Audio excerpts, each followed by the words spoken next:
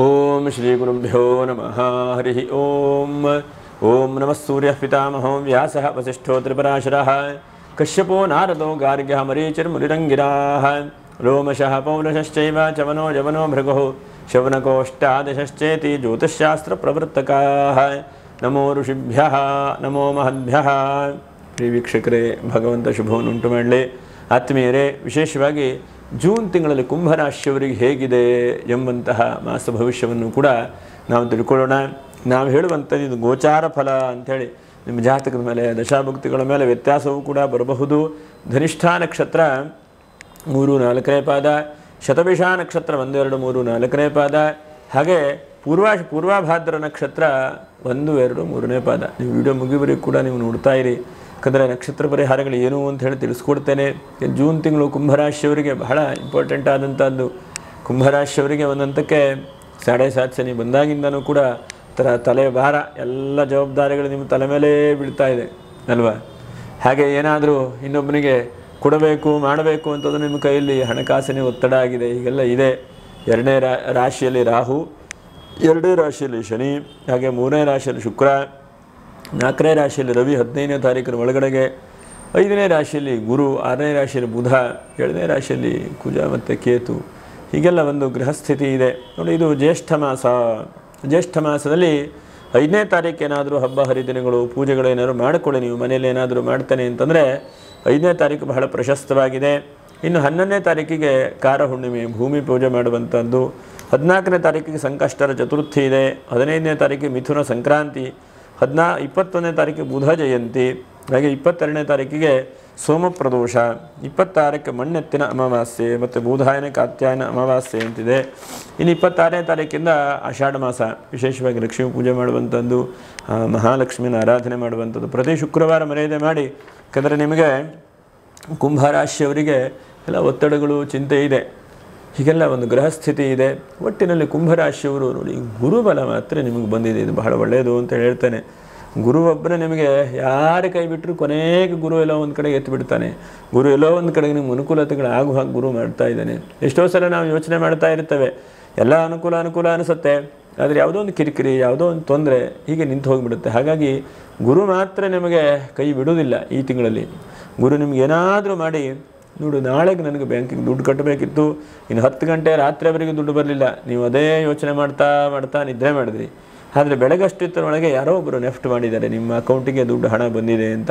ಹೀಗೆ ಇಂತಹ ಒಂದು ಬೇರೆ ಬೇರೆ ರೀತಿಯಾದಂಥದ್ದು ಬದಲಾವಣೆ ಆಗುವಂಥದ್ದು ಹೀಗೆಲ್ಲ ನಿಮಗೆ ಬರುವ ಸಾಧ್ಯತೆಗಳು ಜಾಸ್ತಿ ಇದೆ. ಹಾಗಾಗಿ ನೀವೇನಿದ್ರೂ ಕೂಡ ಈ ತಿಂಗಳಲ್ಲಿ ಗುರುನಾಮಸ್ಮರಣೆ ಸದಾ ಕಾಲ ಮಾಡುತ್ತಾ ಪ್ರಯತ್ನಗಳನ್ನು ಶತಪ್ರಯತ್ನವನ್ನು ಮಾಡಿ. ನೀವು ಸ್ವಲ್ಪ ಪ್ರಯತ್ನ ಮಾಡಿದ್ರೆ ಆಗದೇ ಇರಬಹುದು, ಯಾಕಂದರೆ ನಿಮಗೆ ಹಾಗಂತೇಳಿ 7.5 ಶನಿನೇ ಇದೆ, ಎಲ್ಲ ಗ್ರಹಾನುಕೂಲವೂ ಕೂಡ ಇಲ್ಲ. ನೋಡಿ, ರಾಶಿಯಲ್ಲಿ ರಾಹು ಅಷ್ಟೊಂದು ಶುಭ ಫಲಗಳನ್ನು ಕೊಡುವಂಥವನಲ್ಲ. ರಾಹು ತೃತೀಯ ಷಷ್ಠದಲ್ಲಿದ್ದಾಗ ಬಹಳ ಶುಭವನ ಫಲವನ್ನು ಕೊಡ್ತಾನೆ. ಆದರೆ ರಾಶಿಯಲ್ಲಿರುವಂತಹ ರಾಹು ಒಂದು ತಕ್ಕ ಮಟ್ಟಿಗೆ ನಿಮಗೆ ತೀರಾ ತೊಂದರೆ ಮಾಡದೇ ಇದ್ದರೂ ಕೂಡ ಸ್ವಲ್ಪ ಆರೋಗ್ಯದಲ್ಲಿ ಸಣ್ಣ ಪುಟ್ಟ ಉಸಿರಾಟದಲ್ಲಿ ಕಫ ಇತ್ಯಾದಿಗಳಾಗುವಂಥದ್ದು, ಅಥವಾ ಇದ್ದಕ್ಕಿದ್ದ ಹಾಗೆ ಸುಸ್ತಾಗುವಂಥದ್ದು, ಅಥವಾ ಏನೋ ಒಂದು ಈ ಎಲುಬಿನಲ್ಲಿ ಹಿಂಭಾಗದಲ್ಲಿ ಏನಾದರೂ ಸಮಸ್ಯೆ ಬರುವಂಥದ್ದು ಹೀಗೆಲ್ಲ ಮಾಡುತ್ತಾನೆ. ಹಾಗಾಗಿ ಸ್ವಲ್ಪ ಆರೋಗ್ಯದ ಬಗ್ಗೆ ಸ್ವಲ್ಪ ನೀವು ಜಾಗ್ರತೆ ವಹಿಸ್ಕೊಳ್ಬೇಕು. ಸರಿಯಾದ ಸಮಯಕ್ಕೆ ನಿದ್ರೆ, ಸರಿಯಾದ ಸಮಯಕ್ಕೆ ಆಹಾರ, ಸರಿಯಾದ ಸಮಯಕ್ಕೆ ಎಲ್ಲ ಕೆಲಸ ಕಾರ್ಯಗಳನ್ನು ಕೂಡ ಮಾಡ್ತಾ ಇರುವಂಥ ಪ್ರಯತ್ನ ಮಾಡಬೇಕು. ಅದು ಬಹಳ ಒಳ್ಳೆಯದು ಅಂತ ಹೇಳ್ತೇನೆ. ಹಾಗಾಗಿ ರಾಹು ನಿಮಗೆ ಎಷ್ಟು ಸಾಧ್ಯ ಆಗುತ್ತೆ ಅಷ್ಟು ನಿಮ್ಮನ್ನು ಒಂದು ಹಂತಕ್ಕೆ ಬಲಿಷ್ಠ ಆಗುವ ಹಾಗೂ ಮಾಡ್ತಾನೆ, ಸ್ವಲ್ಪ ನೋವು ಬರುವ ಹಾಗೂ ಮಾಡ್ತಾನೆ. ಹಾಗಾಗಿ ರಾಹು ಬಗ್ಗೆ ಸ್ವಲ್ಪ ಜಾಗ್ರತೆ, ಅದರ ಜೊತೆಯಲ್ಲಿ ಆರೋಗ್ಯದ ಬಗ್ಗೆ ಸ್ವಲ್ಪ ಜಾಗ್ರತೆ ವಹಿಸ್ಕೊಳ್ಳಿ. ಇನ್ನು 2ನೇ ರಾಶಿ ಶನಿ, 7.5 ಶನಿ ನಿಮಗೆ ನಡೀತಾ ಇದೆ. ಹಾಗಾಗಿ ಎಲ್ಲ ಟ್ರ್ಯಾಕೆಲ್ಲ ತಪ್ತಾ ಇದೆ, ಇಲ್ಲ ಸರಿಯಾಗತ್ತೆ, ಇವತ್ತು ಬರಲಿಲ್ಲ ನಾಳೆಗಾರ ದುಡ್ಡು ಬರುತ್ತಾನೋ, ನಾಳೆಗೆ ಬರಲಿಲ್ಲ ನಡೆದಾರ ದುಡ್ಡು ಬರುತ್ತಾನೋ, ಹೀಗೆಲ್ಲ ನಿಮ್ಗೆ ಅನಿಸ್ತಾ ಇದೆ, ಆಗ್ತಾ ಇದೆ.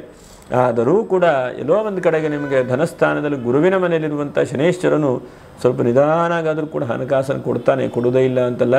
ಹಾಗೆ ಕುಟುಂಬ ಸ್ಥಾನವನ್ನು ಕೂಡ ರಿಪೇರಿ ಮಾಡ್ತಾ ಇದ್ದಾನೆ ಅವನು. ನಿಮ್ಮ ದಾಂಪತ್ಯದಲ್ಲೂ ಸರಿ ಇಲ್ಲ, ಅಥವಾ ಕುಟುಂಬದಲ್ಲೂ ಸರಿ ಇಲ್ಲ, ಎಲ್ಲ ಕೋರ್ಟು ಕಚೇರಿ ಕಾನೂನಿನ ಹೋರಾಟದಲ್ಲಿ ಎಲ್ಲ ಇದ್ದಾರೆ. ಅಂಥ ವ್ಯಕ್ತಿಗಳು ಕೂಡ ಆ ಶನೇಶ್ವರನು ಬಹಳ ಒಳ್ಳೇದು ಮಾಡ್ತಾನೆ. ಒಟ್ಟಿನಲ್ಲಿ ಹೊಂದಾಣಿಕೆಯನ್ನು ಕೊಡ್ತಾನೆ. ಒಂದಂತಕ್ಕೆ ದುಃಖ ಅಂತ ಅನಿಸಬಹುದು. ಮನುಷ್ಯನ ಜೀವನದಲ್ಲಿ, ಪ್ರತಿಯೊಬ್ಬರ ಜೀವನದಲ್ಲೂ ಕೂಡ ಒಂದು ಸಲ 7.5 ಶನಿ ಬಂದೋಯ್ತು ಅಂತಂದರೆ ಅವನು ಫುಲ್ ಸ್ಕ್ಯಾನಿಂಗ್ ಮಾಡ್ದಂಗೆ ಅವನು ಕರೆಕ್ಟಾಗಿ ಬಿಡ್ತಾನೆ. ಅವನು ಅಹಂಕಾರ, ನಾನು ಹೇಳುವಂಥದ್ದು ಅಥವಾ ನನ್ನಿಂದನೇ ಎಲ್ಲದೂ ಕೂಡ ಆಗತ್ತೆ ಹೇಳುವಂಥದ್ದು, ಇದೆಲ್ಲ ಹೋಗ್ಬಿಡುತ್ತೆ. ಕೊನೆಗೆ ಬಹಳ ಬುದ್ಧಿವಂತನಾಗ್ತಾನೆ, ಬಹಳ ತಿಳುವಳಿಕೆ ಬರುತ್ತೆ ಅವನಿಗೆ ಒಳಗಡೆಯಿಂದನೇ ತಿಳುವಳಿಕೆ ಬರುತ್ತೆ, ಹೊರಗಡೆಯಿಂದ ಓದಿ ಕಲಿಯುವಂಥದ್ದಲ್ಲ. ಯಾಕಂದರೆ ಸ್ವಾನುಭವ ಅಂತ ಹೇಳ್ತಾರೆ ನೋಡಿ, ಸ್ವಾನುಭವ ಬಹಳ ಮುಖ್ಯವಾದಂಥದ್ದು. ಏನೇ ಇದ್ದರೂ ಕೂಡ ಪ್ರಾಕ್ಟಿಕಲ್ ಏನಾಗುತ್ತೆ ಹೇಳುವಂಥದ್ದು ಇಂಪಾರ್ಟೆಂಟ್ ಅಲ್ವಾ. ಹಾಗಾಗಿ ಆ ಸ್ವಾನುಭವವನ್ನು ಒಂದು ಸಲ 7.5 ಶನಿ ಬಂದರೆ ನಿಮಗೆ ಉಂಟು ಮಾಡ್ತಾನೆ. ಹಾಗಾಗಿ ಅದು ಒಳ್ಳೆಯದೇ. ಇನ್ನು ತೃತೀಯ ರಾಶಿಯ ಶುಕ್ರವನ್ನಂತಕ್ಕೆ ಕಲೆ, ಸಾಹಿತ್ಯ, ಸಂಗೀತ ಇತ್ಯಾದಿಗಳು ಓಡಾಟ ಮಾಡ್ತಾ ಇರುವಂಥವರಿಗೆ ಬಹಳ ಒಳ್ಳೇದು ಮಾಡ್ತಾ ಇದ್ದಾನೆ. ಅದರ ಜೊತೆಗೆ ಇನ್ನು ಅರ್ಧಂಬರ್ಧ ಆದಂಥ ಮನೆ ಕಟ್ಟಿಸ್ತಾ ಇದ್ದಂಥವರಿಗೆ ಮನೆ ಮುಂದೆ ಹೋಗುವಂಥದ್ದು, ವಿವಾಹಾದಿ ಮಂಗಲ ಕಾರ್ಯಗಳಿಗೆ ಈ ತಿಂಗಳಲ್ಲಿ ಸ್ವಲ್ಪ ಮುಂದೆ ಹೆಜ್ಜೆ ಇಡುವಂಥದ್ದು. ಗುರು ಕೂಡ ಪಂಚಮಕ್ಕೆ ಬಂದಿದ್ದಾನೆ, ಹಾಗಾಗಿ ಮಂಗಲ ಕಾರ್ಯಗಳಿಗೆ ಬಹಳ ಒಳ್ಳೆಯದು.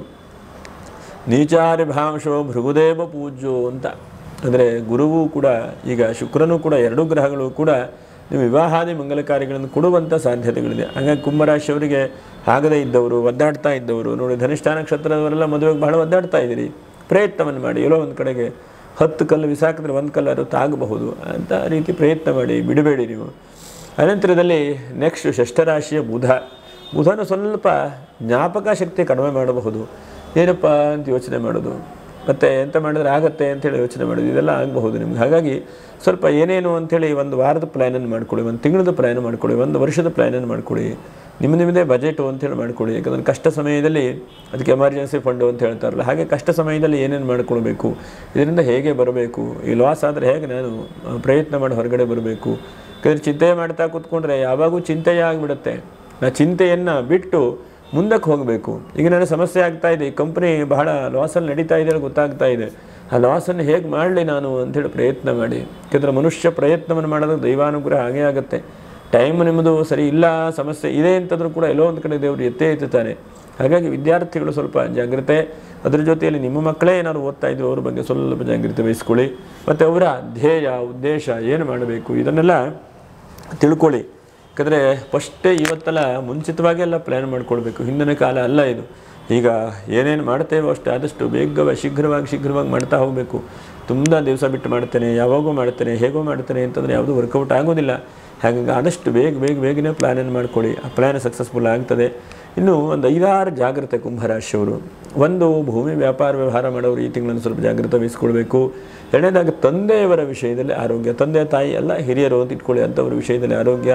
ಮೂರನೇದಾಗಿ ನಿಮ್ಮ ವಿಷಯನೂ ಆರೋಗ್ಯ ಅಂತಾಯಿತು. 4ನೇದಾಗಿ ಹಣಕಾಸನ್ನು ತೆಗೆದುಕೊಳ್ಳುವಾಗ ಬಹಳ ಎಚ್ಚರಿಕೆ. ಯಾಕಂದರೆ ಎಷ್ಟೋ ಸಲ ನಾವು ಅಂದ್ಕೊಳ್ತೇವೆ ವ್ಯವಹಾರದಾಗ ತೊಂದರೆ ಬಿದ್ದು ಬಿಡ್ತೇವೆ, ಆ ವ್ಯವಹಾರ ಒಂದಂತಕ್ಕೆ ಸರಿಯಾದಂಗೆ ಆಗುತ್ತೆ, ಇನ್ನೊಂದು ಸಲಕ್ಕೆ ಸರಿ ಆಗೋದಿಲ್ಲ. ಹೀಗೆ ಇಂತಹ ಬಹಳ ಸಮಸ್ಯೆಗಳು ಕೂಡ ಬರುತ್ತೆ. ಹಾಗಾಗಿ ವ್ಯಾಪಾರ ವ್ಯವಹಾರದ ದೃಷ್ಟಿಯಿಂದನೂ ಕೂಡ ಸರಿಯಾಗಿ ಪ್ರಯತ್ನಗಳನ್ನು ಕೂಡ ಮಾಡ್ತಾ ಬನ್ನಿ, ಅದರಿಂದ ಹೆಚ್ಚಿನದಾದಂಥ ಲಾಭಾಂಶಗಳಾಗುತ್ತೆ.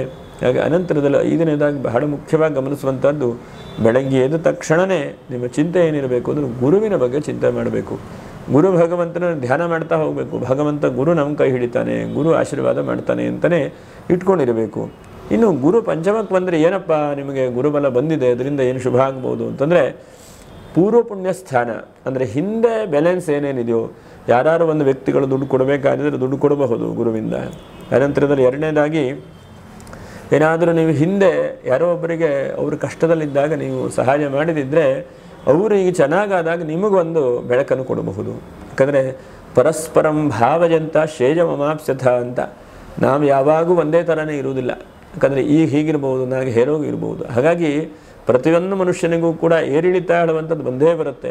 ಯಾವಾಗ ಒಂದೇ ಥರ ನಡ್ಕೊಂಡು ಹೋಗೋದಿಲ್ಲ, ಅಥವಾ ಯಾವಾಗೂ ಕೂಡ ಅಪ್ಪಲೇ ನಡ್ಕೊಂಡು ಹೋಗೋದಿಲ್ಲ. ಹಾಗಾಗಿ ನಿಮ್ಮ ಈ ಏರಿಳಿತಗಳ ಸಮಯದಲ್ಲಿ ಆ ಭಗವಂತನು ಯಾವುದೋ ಸಮಯದ ಹಿಂದೆ 10 ವರ್ಷನೋ 20 ವರ್ಷನೋ 30 ವರ್ಷನೋ ಹಿಂದೆ, ಯಾಕಂದರೆ ಎಷ್ಟೋ ಸಲ ನಾವು ನೋಡ್ತೇವೆ ಒಂದೊಂದು ವ್ಯಕ್ತಿಗಳು ಸಹಾಯ ಮಾಡಿದ್ದು ಅಂತಂದರೆ ಅವರು ಪರಸ್ಪರ ಭಾಳ ಚೇಂಜ್ ಆಗಿಬಿಡ್ತಾರೆ.